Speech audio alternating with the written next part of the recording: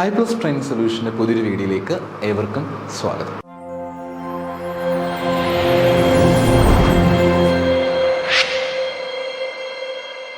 നമ്മൾ കുറേ സമയം കൊണ്ട് ക്വസ്റ്റ്യൻസുകളൊക്കെ ഡിസ്കസ് ചെയ്തുകൊണ്ടിരിക്കുകയാണ്.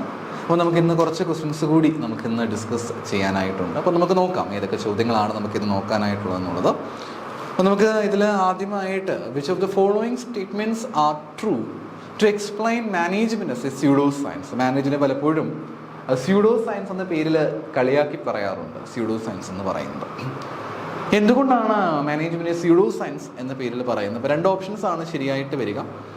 Management principles lack empirical evidence and are not testable. Management പ്രിൻസിപ്പിൾസിനെ പറ്റി നമ്മൾ നോക്കുകയാണെങ്കിൽ അവ ശരിക്കും പറഞ്ഞു കഴിഞ്ഞാൽ പ്രത്യേകിച്ച് അവർക്ക് എവിഡൻസുകൾ ഒന്നും തന്നെയും ഇല്ല. നമുക്കൊന്ന് ടെസ്റ്റ് ചെയ്ത് നോക്കണമെങ്കിൽ പോലും ടെസ്റ്റ് ചെയ്യാനുള്ള ഓപ്ഷൻസ് പോലും നമുക്ക് അവിടെ ഇല്ലാതിരിക്കുന്നു എന്നുള്ളതാണ്. ലഭ്യത കുറവാണ് പലപ്പോഴും മാനേജ്മെൻറ്റിൻ്റെ ഒരു സ്യൂഡോ സയൻസ് എന്ന പേരിൽ അറിയപ്പെടുക. Lack of internal consistency in structure, goal and its method. നമുക്കവിടെ കൃത്യമായിട്ടും ലാക്ക് ഓഫ് ഇന്റേണൽ കൺസിസ്റ്റൻസി നമുക്കുണ്ടാകുന്നില്ല. സ്ട്രക്ചറിൻ്റെ കാര്യം എടുത്താലും ഗോൾ എടുത്താലും മെത്തേഡ് എടുത്താലും ഒക്കെ ഒരു പ്രോപ്പർ സ്ട്രക്ചർ നമുക്കിവിടെ കാണുന്നില്ല എന്നുള്ളതാണ് ഇതിൻ്റെ മറ്റൊരു പ്രധാനപ്പെട്ട പോരായ്മയായിട്ട് പറയുക. അതുകൊണ്ട് തന്നെയാണ് പോരായ്മ തന്നെയാണല്ലോ അവ. അതുകൊണ്ടാണ് മാനേജ്മെൻറ്റ് പലപ്പോഴും സ്യൂഡോ സയൻസ് എന്ന പേരിൽ അറിയപ്പെടാറ് ഉള്ളത്. The model for analyzing the universality and transferability of management was propounded by. ആരാണ് പറഞ്ഞിരിക്കുന്നത്? എന്താണ് പറഞ്ഞിരിക്കുന്നത് ഇവിടെ? Analyzing the universality and transferability of management. നമ്മുടെ മാനേജ്മെൻറ്റിൻ്റെ യൂണിവേഴ്സാലിറ്റിയെ പറ്റിയിട്ടും മാനേജ്മെൻറ്റിൻ്റെ ട്രാൻസ്ഫറബിലിറ്റിയെ പറ്റിയിട്ടും പറഞ്ഞിരിക്കുന്നത് ആര് എന്നുള്ളതാണ് ചോദ്യം. ആരാണ് പറഞ്ഞിരിക്കുന്നത്? ഹാരോൾഡ് കൂൺസ് ആണ് അങ്ങനെ അഭിപ്രായപ്പെട്ടിരിക്കുന്നത്. എന്താണ് അഭിപ്രായപ്പെട്ടിരിക്കുന്നത്? മാനേജ്മെൻറ്റിൻ്റെ ആ യൂണിവേഴ്സാലിറ്റിയെ പറ്റിയിട്ടും ട്രാൻസ്ഫറബിലിറ്റിയെ പറ്റിയിട്ടും അഭിപ്രായപ്പെട്ടിരിക്കുന്ന ആളാണ് ആരെന്ന് പറഞ്ഞിരിക്കുന്നത്? ഹാരോൾഡ് കൂൺസ് എന്ന് പറഞ്ഞിരിക്കുന്ന ആൾ. അദ്ദേഹത്തിൻ്റെ അഭിപ്രായമാണ് മാനേജ്മെൻറ്റ് യൂണിവേഴ്സാലിറ്റിയും ട്രാൻസ്ഫറബിലിറ്റിയെ പറ്റിയിട്ടുമൊക്കെ ധാരാളമായിട്ട് പറഞ്ഞിരിക്കുന്ന വ്യക്തിയാണ് ഹാരോൾഡ് കൂൺസ്. മറന്നു പോകാതെ ഓർത്ത് വെക്കുക. അടുത്ത question, knowing exactly what you want men to do then see in that way they do it in the best and cheapest way. നമ്മുടെ NCERT ബുക്കിലൊക്കെ വളരെ കോമൺ ആയിട്ട് കാണാൻ സാധിക്കുന്ന ഒരു സെൻറ്റൻസ് ആണിത്. Knowing exactly what you want men to do. നിങ്ങൾ എന്താണ് ഒരു മനുഷ്യന് ചെയ്യാനായിട്ടുള്ളത് അത് കൃത്യമായിട്ട് മനസ്സിലാക്കിയെടുക്കുക. And then see in that they do it in the best and cheapest. അതിനുശേഷം അവരോട് പറയുക ആ ചെയ്യുന്ന കാര്യം നിങ്ങൾ ഏറ്റവും ബെസ്റ്റായിട്ടും പിന്നെ എങ്ങനെയും ആയിരിക്കണം ചീപ്പസ്റ്റ് ആയിട്ടും ചെയ്യുക. ഏറ്റവും ബെസ്റ്റായിട്ട് ചെയ്യുക പ്ലസ് ചീപ്പസ്റ്റായിട്ട് ചെയ്യാൻ പറ്റുവാണെങ്കിൽ ചീപ്പസ്റ്റായിട്ട്. അത് അവരുടെ പേഴ്സണൽ ചോയ്സാണ്.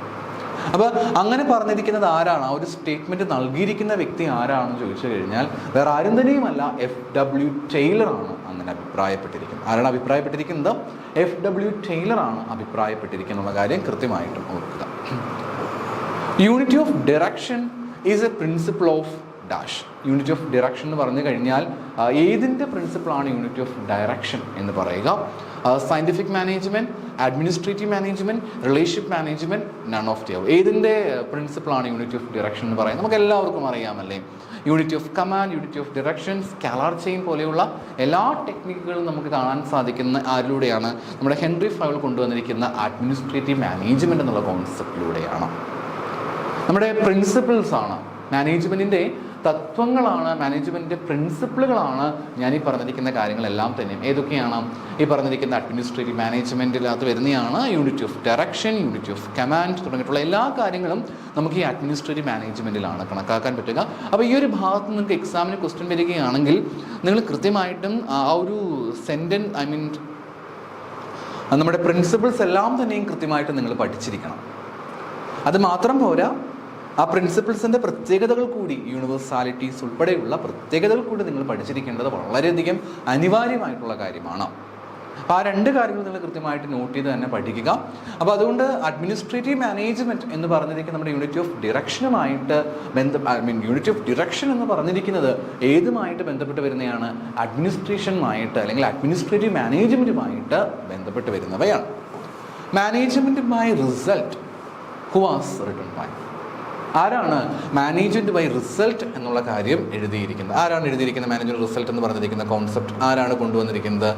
പീറ്റർ എഫ് ട്രക്കർ ആണ് മാനേജ്മെന്റ് ബൈ റിസൾട്ട് എന്നുള്ള ഈ ഒരു കോൺസെപ്റ്റ് കൊണ്ടുവന്നിരിക്കുന്നത്.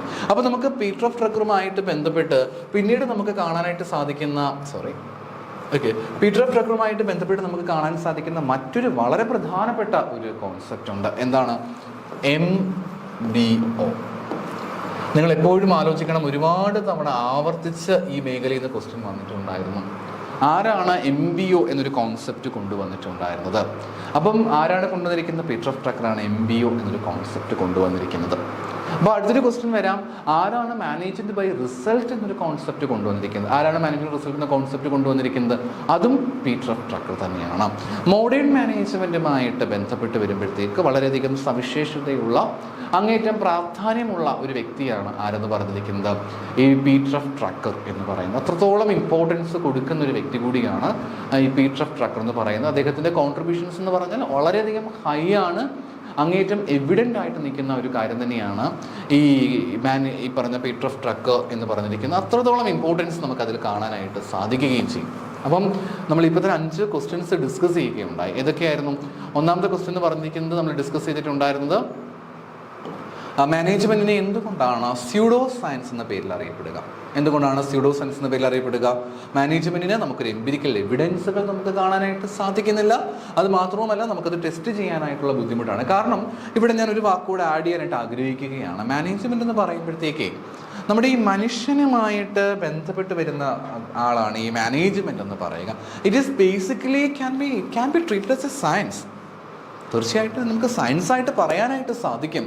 എന്നാലും എനിക്ക് തോന്നുന്നു, ഞാൻ എൻ്റെ ഒരു അഭിപ്രായത്തിൽ മാനേജ്മെന്റ് എന്ന് പറഞ്ഞു കഴിഞ്ഞാൽ ആർട്ടുമായിട്ട് അല്ലെങ്കിൽ ആർട്ട് സബ്ജക്റ്റുമായിട്ട് കുറച്ച് ഇൻക്ലൈൻഡ് ആണോ എന്നുള്ള കാര്യത്തിൽ സംശയമുണ്ട്. ആർട്ടുമായിട്ട് കുറച്ച് ഇൻക്ലൈൻഡ് ആയിരിക്കാം മാനേജ്മെന്റ് എന്ന് പറയുന്നത്.